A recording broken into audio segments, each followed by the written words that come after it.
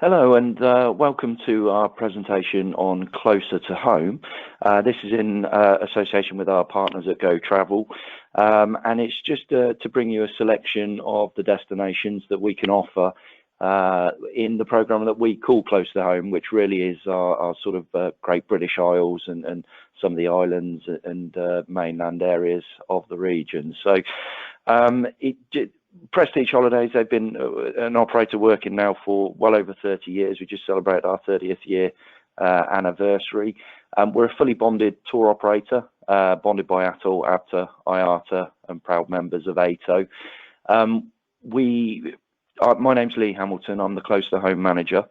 So we've been going with this program now for about 10 years now. It's always been a popular program. It's been growing year on year, and certainly one of the benefits, I guess, of coming out of this dreaded C coronavirus word is that the British public are starting to build and strengthen that bond that was always there with the, destinations that are closer to home. So we've certainly seen this grow this year, and I hope everyone's starting to get back to a bit more of a sense of normality. It has been a difficult one. So we'll just touch on a few of the destinations that we can offer. So moving forward, these are the islands that these are the destinations that we specialise in. We pick destinations that we know well, so we don't sell everywhere. We pick certain areas that we know very well and feel confident in being able to offer the best advice and best package and best rates for our clients and Go Travel's clients. So starting off, Isles of Scilly. Not many people, unless you've been, not many people really know about the Isles of Scilly, so hopefully I can educate a little bit on that in a second. Moving on then to the Channel Islands, so the islands of Guernsey, Jersey, Sark, Herm and Alderney, some fantastic options there. And then new to the programme this year are Scotland, Northern Ireland and Republic of Ireland, all showing really good signs of growth despite the very bizarre year we've had.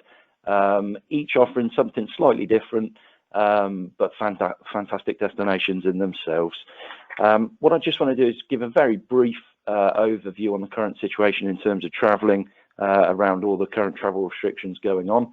The Isles of Scilly, they open back up on the 5th of July, and currently all is going well. There's a few hotels that still haven't opened, mainly because the owners are shielding. But in general, it's open, it's going well, and we've had bookings go over there and return, and happy customers, which is the most important thing. So bookings there for any day of travel. Moving on, we've then got the Channel Islands. Now, this is a little bit confusing. Guernsey at the moment and her islands, which is Sark, Alderney and Herm, they're still insisting on 14-day self-isolation on arrival. They are looking to reduce that to 7 days soon, but it's still with loads of caveats. So for that destination, and Jersey, which currently is set at having to either prove a negative test on arrival or be tested on arrival and then self-isolate for the first 48 hours. So because of that, we're saying that we won't take bookings until the 1st of October onwards, just to prevent difficulties for clients arriving onto those islands. So then moving on to Scotland. Scotland have very much had a cautious approach throughout. They have reopened from the 15th of July. There are still a number of restaurants, hotels and attractions that are still not yet fully open. So we can advise of that and let you know at the time of booking via Go Travel. But we are taking bookings for any day of travel moving forward. Moving on to Northern Ireland, again, it's similar really to travel in sort of UK mainland. That is open for business. There's no self-isolation on arrival. And again, we'll take bookings for any date of travel there.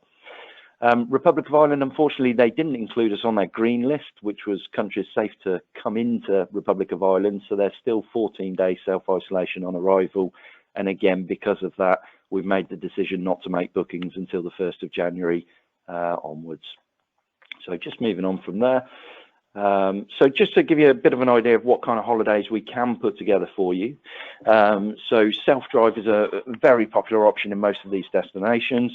The only one it doesn't work for is the Isles of Scilly. You can't take your cars onto the islands in Scilly. But Scotland, Northern Ireland, Republic of Ireland, and even to an extent the Channel Islands as well, are all perfect for self-drive options. A lot of these you can take your own car, which is great in terms of social distancing, and we can recommend self-drive itineraries for you, and we can, aim that at certain budgets, certain property types, and certain interests as well. We've just released a couple in Scotland, which is the William Wallace self-drive, and also another 7-day one that's sort of a bit of a bucket list bucket list self-drive, taking in things like Ben Nevis, Loch Ness, the Cairngorms National Park, and looking for whales in the Forth Murray. So we can really suggest some options there for you. Moving on to city breaks, again, probably the most obvious ones here are Edinburgh, Glasgow, Belfast and Dublin. But there are others as well. Inverness, for example, fantastic city, gateway to the Highlands in Scotland. Belfast is one that always gets overlooked, probably more so for its southerly neighbour being Dublin, but a superb city. I went recently and well worth a look. We also specialise in escorted tours, not only for the Closer to Home programme, but for destinations further afield. These are small group tours, quite often with a specialist theme. What the picture in the top right there is our Isles of Scilly tour, which is mainly around the flora and fauna. So group size is about 16. We'll normally have a special guest on it. This one, Will Wagstaff, the best naturalist on the islands. And it's sort of fully incorporated to all the daily excursions and such there. We'll touch a bit more on that later. Then there's also the option of island escape. So many of the destinations we do, Isles of Scilly and the Channel Islands and some of the islands up in Scotland, they're perfect destinations for sort of getting away from it all. This picture in the bottom left, this is a beach on the Isles of Scilly. And we've got numerous properties that attract, writers' retreats, artists' retreats, and those that just want to get away from everything. These are the perfect destinations to do that. And again, we can advise you of which are best to do that with. Rail holidays, there's some fantastic train trips within the British Isles. Most notably, we've got the Grand Hibernian in Ireland and the Bowman Royal Scotsman in Scotland. But there are others. So we can look at incorporating that into a bigger package for you. We can also look at booking the sleeper train, the Caledonian sleeper train from London up to Scotland. So there's numerous options with rail. That picture there is the famous location for the Harry Potter films. That's the Glenfinnan Viaduct, which featured in the film there. And then just moving on into special interests. So we can gear packages around if you have private groups that are interested in bird watching, like I say, art, music, anything like that. We're used to dealing with groups that have that special interest. So again, we can advise all the way through and tailor it completely to how you're looking to put that package together. So just to touch on Prestige Holidays, like I mentioned before, we're a fully bonded operator with over 30 years experience. We've got great reputation in the travel industry and have a complete dedication to getting it right. We're not happy unless you're happy. And that leads on to feedback. We get a lot of feedback from clients. We proactively ask for it. And we don't just listen to feedback like a lot of other companies do. We actually act on it. So from what you tell us, we may then make changes to the program further on in to sort of improve that experience. We've got a very small team that looks after this product. They've all been to these destinations, fantastic first-hand knowledge, and they're so enthusiastic about it. We can give you little quirky tips and hints, best restaurants, where to go for shopping, anything that you're sort of interested in, we can give you some insider knowledge. And our properties in each of these destinations, they're handpicked. We don't sell everywhere because everywhere doesn't deserve to be promoted as much as others. We handpick these properties. We know the owners very well, and because of that, we can offer the best rates going. Exceptional value. We don't hide extras. You book and pay for exactly what we're offering to you. We won't hide anything. If there's something to be paid locally, we will tell you beforehand, so there's no surprises. If you haven't already, do check out our dedicated website at www.ukprestigeholidays.co.uk. There's got a wealth of information and holiday ideas on that as well. So just moving into our first destination, the Isles of Scilly, certainly one of my favourite destinations anywhere in the world. If you haven't been, do consider it. It is always a little bit tricky to get to, which adds to, I think, to the exclusivity of the destination. It's not a cheap destination. For example, William and Kate have just spent a week, I think it was a week over there on St. Martin. So it's kind of got that exclusivity to it, and hence the costs are a little bit more than maybe some people do expect. It's 30 miles off the southwestern tip of Cornwall.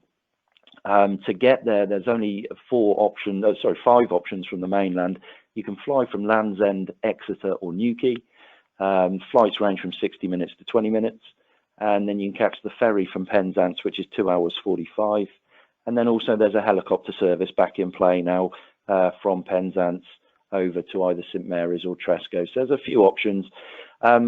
Coming from sort of the Kent region, which most of you probably will be located, really the best options, you can either fly from Heathrow over to Exeter, which sort of seems perhaps not the most sensible option, but most of the time it will be a drive down to these locations in Cornwall or even Exeter itself. So like I say, it's not easy to get to, but it's no different to getting to the Hebrides or the Orkneys and Shetlands. It just adds to the adventure.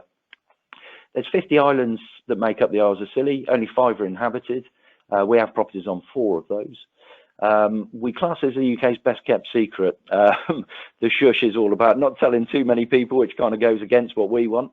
But it is very much an unknown to a lot of people. And I think that adds to the curiosity of going. Very much a true step back in time experience. The second you get off the ferry or off the plane there, you start feeling yourself slow down to sort of join in with the flow of things. If you come off the ferry, you'll see all the fishermen coming in from their daily catch, talking about what they've caught. And so it really is a lovely, lovely feeling to the destination. It's a nature's lover's paradise. There's fantastic nature over there, not just fauna, but flora as well. Because the temperature is generally about 1 to 2 degrees warmer than the UK mainland, a lot of flowers grow there that you wouldn't get on the mainland, and you'll see that most notably in Tresco Abbey Gardens, which they class as a perennial queue without the glass. There's nature trails and walking trails everywhere. There's vineyards or a couple of vineyards. And the beaches, and if I can get one thing across, the beaches, you'll see in some of the photos I'll show you in a minute, they are just like something out of the Indian Ocean. When the sun is shining, that you wouldn't know if you're in the Isles of Scilly, the Caribbean, or the Indian Ocean. The beaches are absolutely superb. There's some fantastic history over there, Bronze Age settlements and Bronze Age burial chambers. There's loads of shipwrecks around the island, so it's good for diving if that's of interest. And island hopping in the islands is very easy. There's boats between all of the islands regularly, every day, very cheap, and it's just really a hop-on, hop-off service. It's not difficult at all. We can help you arrange that as well if you want to. And also a great option if you want to travel with your dog. There's a lot of hotels that are dog-friendly over there. All of the travel options allow dogs to travel. They do need to be pre-booked, and there's limited space, so do let us know if that's of interest. One of the key things people do like to see over there are the puffins. When they are there, they're quite easy to view, and they sort of arrive mid-April and stay through to the end of July, roughly. And then also the seal colonies, which last time I was over there, we saw thousands, and they're there year-round. And then the peak bird watching season is October. It's quite a well-known destination for twitchers. October is when all the rare migrant species come through the island, so you can see some fantastic species at that time. Just moving on.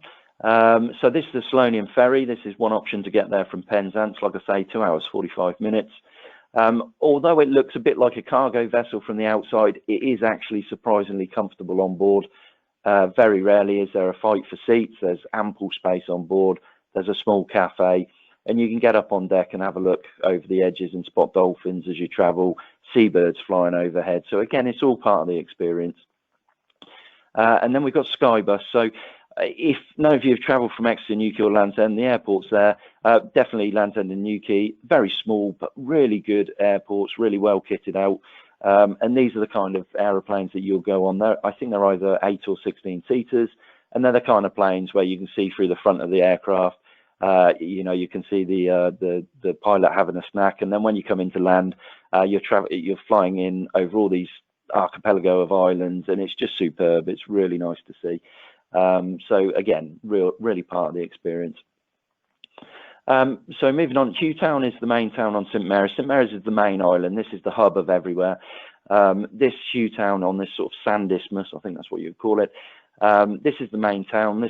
So the ferry comes in just to the top left of the shot there. In fact, you can see the ferry is docked there now, and then the airport is just off, about a 10-minute ride to the east of this picture.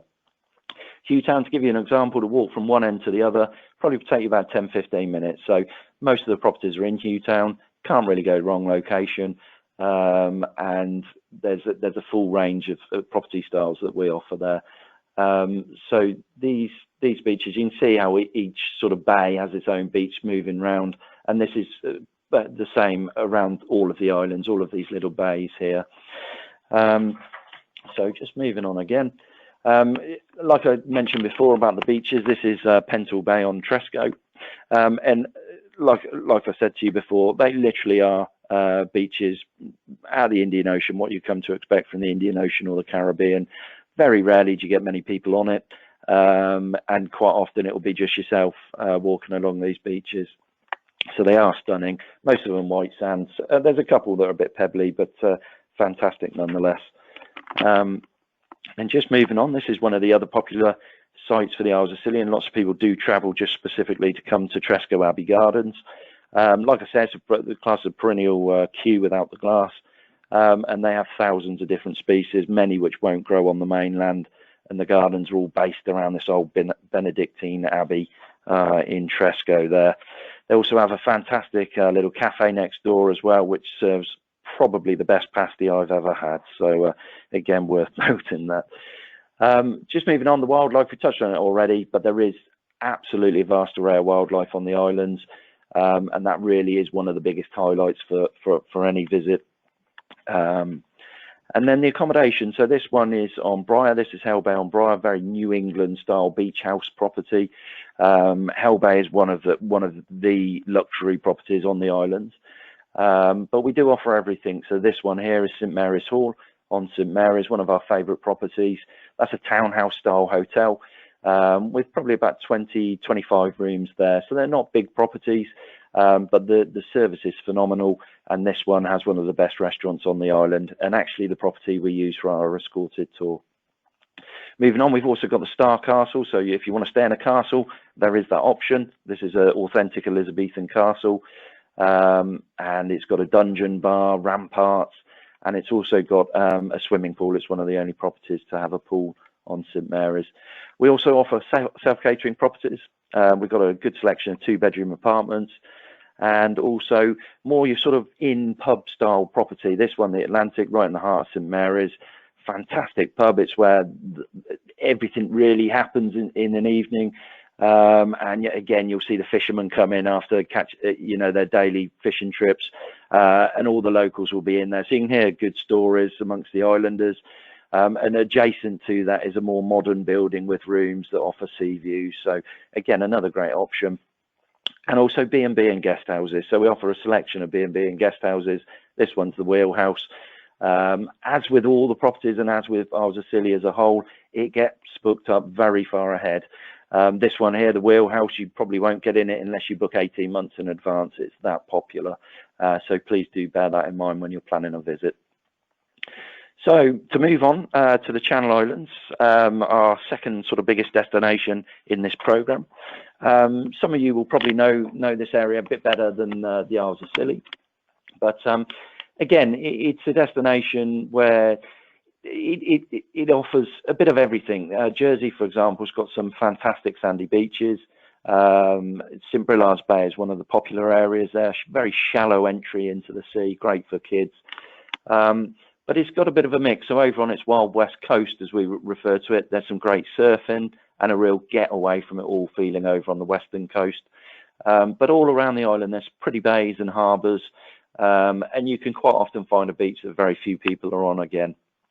St Helier, the main town, it's great for shopping. There's lots of boutique outlets, loads of alfresco dining, and a real nice atmosphere to it. When it's busy, it's got a really lovely atmosphere to it, and just in front of that is obviously the harbour as well. They've got a lot of wartime history, the Channel Islands being the only area that was occupied during the Second World War, so because of that, they've got a lot of history, be it war. They've got the Jersey war tunnels, there's bunkers dotting most of these islands as well, and then over in Guernsey they've got the German underground hospital as well, which is well worth a visit. Channel Islands are great for festivals and events. They always seem to have something going on, which does affect prices sometimes on the properties and availability. We can advise you of that at the time.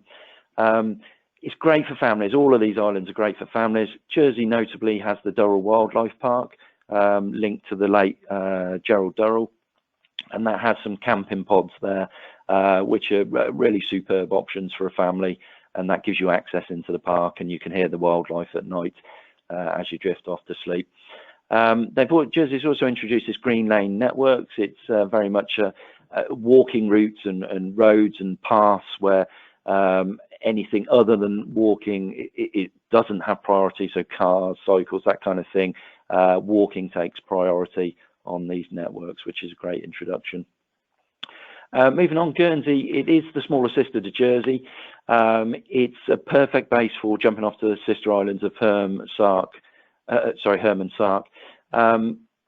It's quite often overlooked by Jersey. I think naturally people, when they think of Channel Islands, immediately think of Jersey. To me, however lovely they all are, personally, I think Guernsey is a slightly more picturesque option, has a slightly more rural feel to it. So please don't overlook Guernsey. It's well worth a visit. The capital of St. Peter Port is a very pretty area, slightly nicer than St. Helier. And again, it's got plenty of the wartime history and the bays and coves dotting all around the island there as well. So they do have plenty of outdoor activities available, as does Jersey, kayaking, sea kayaking, all the cliff top walks. And they do this thing in October across all of the islands called Tenor Fest.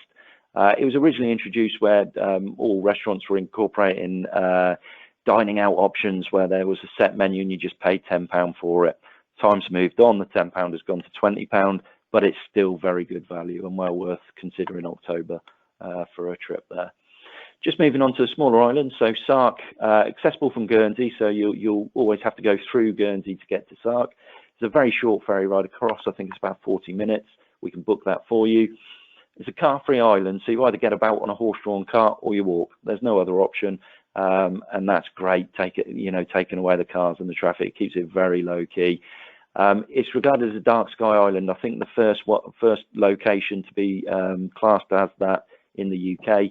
So for astronomy, it's perfect. Stocks Hotel have an observatory as well, so you can sort of get an introduction to that when you arrive. Herm, slightly smaller than Sark. Again, you route through Guernsey to get there. Superb beaches, and it's also very famous for its flower displays and gardens. So they have open days across the island, and the flowers are just absolutely out of this world. So obviously spring would be the best time for that. Alderney, again, slightly different because you can get there direct from Southampton, it is, as a flight. You can also get there from flight and also ferry from Guernsey or Jersey as well. So there's a couple of different options to get there. Again, dramatic cliff-top walks there, fortresses, lighthouses, and St Anne's, the main town there, really sort of quaint town with some very quirky shops. But all of these are well worth a visit. We can easily arrange a multi-island stay. Lots of people do that. Or you can take your own car over. So there's ferry connections from Portsmouth and Poole being the fast ferry. So again, just speak to us about how you want to do it and we can arrange it for you. That's not a problem. So just moving on again. So again, just touching on the wartime history here. You can see top left is Liberation Square in Jersey. That's right in the heart of St Helier. And then you've got an observation tower in Guernsey in the main photo. That's probably one of the more dramatic ones, but these are dotted everywhere along the islands, and quite often you can actually go into these and explore them a little bit. Bottom left is the German underground military hospital in Guernsey, and again, that's one of the big attractions over on Guernsey. And then just to give you an idea of the beaches over there, not quite the white sand of the Isles of Scilly, but they are fantastic beaches, a bit more sort of pink sand. The top left image, one of my favourites, that's Le Coupe, which joins the main island of Sark to Little Sark. That's a stunning walk across there. And yeah, like I say, these bays are sort of dotted all around these islands. And then moving on, this is a square in St Peter Port, so you can see the alfresco dining. I've obviously got the bunting up from one of their numerous festivals that they have going on, but it's just lovely eating out in Guernsey and Jersey. A real buzzing atmosphere to it, and an element of class. These are classy destinations, and it's just lovely sitting out in the evening. And also the great outdoors. So there's numerous options for this. We can help you, advise you on where you can do certain activities, but it's great for families, mainly because the seas are quite calm and the sea is very shallow up to a certain point. So if you've got a special interest, let us know, and I'm sure we can help you put that together. So just moving on to our northern neighbours up in Scotland, a land of real diversity in terms of contrasting landscapes and a lot to offer for the traveller. The great thing with Scotland, there's numerous regional flight options and many cities that you can go into Scotland. You can also drive yourself there if you so please, or take a train. I mentioned before about the Caledonian Sleeper from London, which is a great option and very reasonably priced as well. For ease of breaking down such a vast country, we break it into 3 different sections. The Central Belt, which is Edinburgh, Glasgow and Stirling, and that stretch across there. Then up into the Highlands, sort of anywhere north of that Central Belt. And then over to the islands, which the main ones we focus on at the moment are Shetland, Orkney and the Hebrides, but we can also sell numerous other options as well. It's a bit confusing with which islands to go to. So again, just ask us via Go Travel and we can certainly advise you on that. So just moving forward, the Central Belt, like I said before, made up of Edinburgh, Glasgow, Stirling, and that surrounding area there. Fantastic cities in their own right, offering loads of history. Stirling very much a base for the history around William Wallace and some of the battle sites like Bannockburn. Glasgow, very much Edinburgh's trendy sister, does often get overlooked for Edinburgh, but very much is making a name for itself. Great shopping and nightlife and museums. And vast green open spaces. Edinburgh, probably don't need to explain it too much there, but with the Royal Mile overlooked by the Edinburgh Castle, huge amounts of history there, some fantastic museums and eateries all around. But also within that region, you've got Loch Lomond, the Trossachs National Park, the Firth of Forth, the Falkirk Wheel and the Kelpies, which is this picture bottom right. Largest equine statue in the world. I find it hard to believe there's many, but quite a claim nonetheless. Certainly a couple of cities. Edinburgh is hugely popular with festivals, being the Royal Edinburgh Tattoo, music festivals throughout the year. So there's always something going on in Edinburgh. And again, we can advise you of that and the best time to go, either to become part of the festival or to avoid the higher rates that normally come at that same time. Just moving on then, so the Highlands, this is where your dramatic, typical Scottish scenery is. Inverness is the gateway to the Highlands and served by many regional airports, and it's just a 1-hour drive down into the Cairngorms National Park, which is sort of made famous from Autumn Watch and Spring Watch and the wildlife and the scenery there.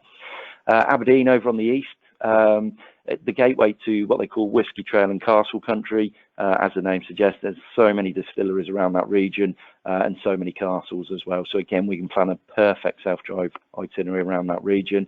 But further afield, you've got Fort William, Ben Nevis, the Jacobite steam train, which we touched on before, top right there. Numerous battlefields, Balmoral Castle, and loads of really famous walking trails, Great Glen Way being a notable one there. But also the scenery and the wildlife is genuinely just breathtaking. It's fantastic. And then moving on to the islands, so Shetland and Orkney, right up off our northern coast. We've just put together a escorted tour to both of those regions, so well worth a look if you're interested in sort of the highlights of those regions. They're becoming really, really popular. Main 2 reasons for going, either the history, they've got loads of Bronze Age and Neolithic era history there. Skara Brae, pictured top right, is very much a site for everyone to tick off. And then your sort of little fishing villages, like in the bottom right here, we have, I don't want to muddle them up, Lerwick in the Shetlands. So real quaint little villages, flora and fauna everywhere, loads of seabird colonies, puffins, eagles. So something for everyone up there. And then the Hebrides off the western coast of Scotland, again, sort of sell themselves well for a self-drive and a bit of island hopping over there. not the easiest to get to, but we can certainly help with that, and numerous, again, regional connections to get there. And then moving on to Northern Ireland, quite often gets overshadowed and overlooked by a southern neighbour, but it's well worth looking at for a sort of a slightly different destination to go to. Lends itself really well again to self-drive options. Belfast is a fantastic city, really surprised me on a recent visit. But then you've also got Derry and Londonderry, which is got a load of history, from the Troubles era, which they don't hide. They're not, that, you know, they speak about it openly. In Belfast, we can arrange tours where you're seeing the areas well known for the Troubles, and we can put on black taxi cab journeys where they take you around these regions, and you have narration from two guides from either side of the political divide, so sort of gives that impartial view.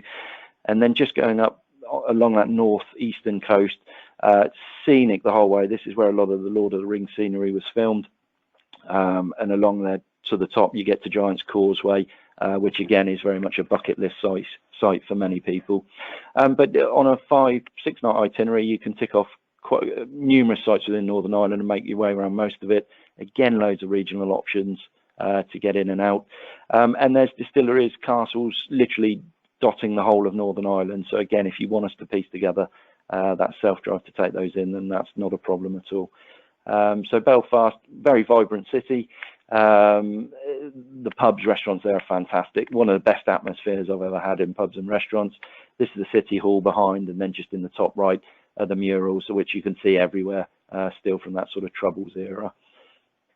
And then further afield, so this is the Giant's Causeway. Most of you will recognise that.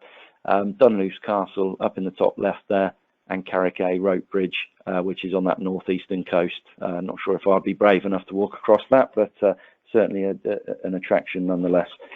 And then moving on, so to the Republic of Ireland.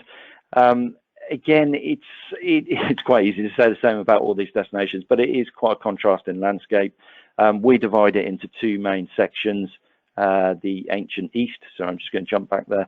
The Ancient East, which takes in the main cities, Dublin, Wicklow with the National Park, and then down to Wexford and Waterford. And then the Wild Atlantic West. So Wild Atlantic West, perfect for self-driving.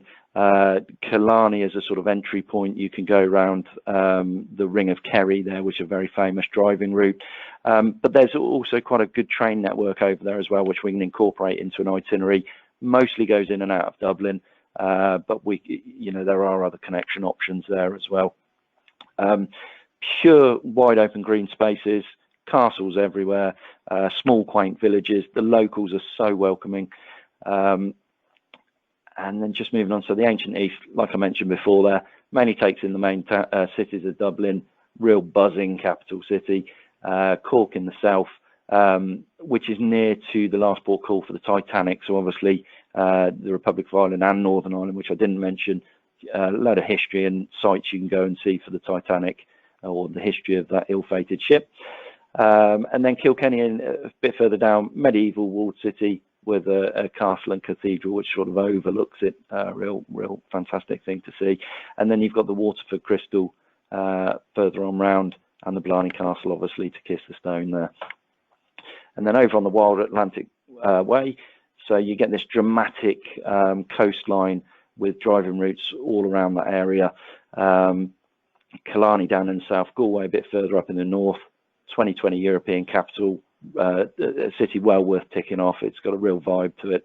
And then Donegal a bit further up in the north there. So again, it's hard to know where to start with Republic of Ireland, but we can help you with that. We can put together a perfect little package for you, based on if you want to stay in a castle, you can stay in a castle. If you want to stay in a small B&B, we can do that too. And then not forgetting our escorted group tours. We've done these for a number of years now. Like I mentioned before, not just to our close to home destinations, but also further afield. Small group sizes, roughly about 16 people, and they're absolutely fantastic tours. Some are based around a certain theme, some are based around a certain destination, but the ones we've got at the moment are our Flora and Fauna and the Sillies trips. They're a 5-night option, and they go in the autumn. We tend to have 2 or 3 departures in spring and a couple in the autumn as well, and each of those have different sort of seasonal spectacles to see. And we've just released our Shetlands and Orkneys in-depth tour as well. So do speak to Go Travel if you want any further details on those. And then just moving on, I'm just going to finish up with a very short video that two of our staff members put together on a recent visit to the Isles of Scilly. I think it just sort of showcases what to expect over there. And like I say, it is one of our favourite destinations and one of our best selling. But before I do go to that, do give Go Travel a call. Our friends at Go Travel, they're superb with putting all this stuff together, and they'll liaise with us to get the perfect package just right for you. So do speak to them, and they obviously in turn can get hold of us as well. But yeah, do consider having a holiday in our Great British Islands. There's some superb options available, and I'll leave you with this very short video.